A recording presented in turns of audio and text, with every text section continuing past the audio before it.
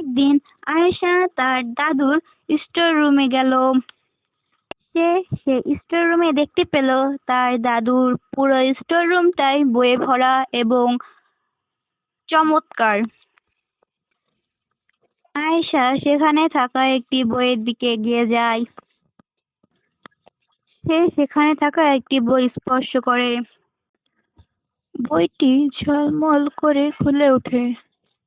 আয়েশা বইটির আলো দেখে কৌতূহলিত হয়। বইটা আয়েশাকে বলে, তুমি আমাকে জাগিয়ে তুলেছ। এখন থেকে আমি তোমার 3টি ইচ্ছা পূরণ করিতে পারি। তবে প্রতিটি ইচ্ছার একটি করে শর্ত থাকবে। আয়েশা বলে, আচ্ছা ঠিক আছে। আয়েশার প্রথম ইচ্ছে হলো, আমি চকলেট খেতে পছন্দ করি। পুরো একটা চকলেটের পাহাড় হলে ভালোই হয়।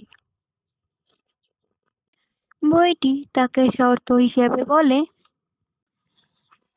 তুমি যদি চকলেট খাও তাহলে তোমার দাঁত সবুজ হয়ে যাবে। আয়েশা দাঁতের কথা চিন্তা করে এবং চকলেট নেয় না। দ্বিতীয় ইচ্ছা, আমি চাই পাখির মতো উঠতে পারি। ঠিক আছে, এখানে শর্ত হলো তুমি শুধু রাতের বেলায় উঠতে পারবে।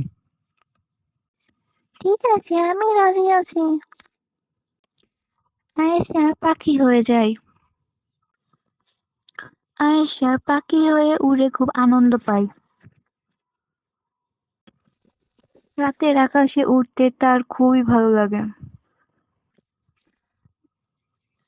রাতে অন্ধকারে কিছু না দেখায় আয়েশা গাছে ধাক্কা খেয়ে পড়ে যায়।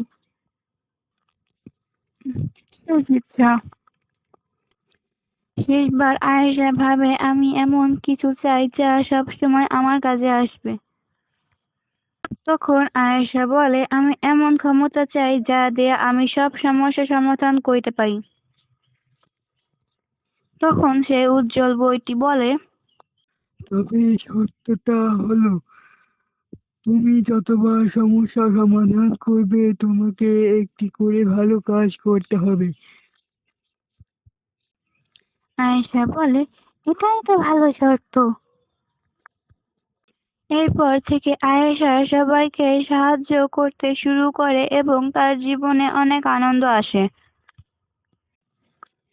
বইটি আবার স্টোর রুমে ফিরে যায় পরবর্তী কোনো সাহসীর জন্য অপেক্ষা করতে।